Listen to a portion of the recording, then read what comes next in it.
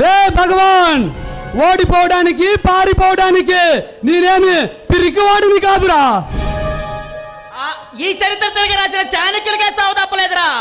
After all నువ్వెంతరా బచ్చా.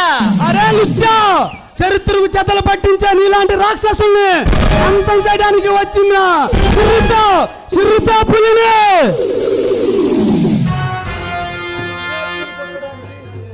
ఇది పుణ్యాత్మలు పుట్టడానికి ఇది ఒకప్పుడు పుణ్యభూమి కాదురా.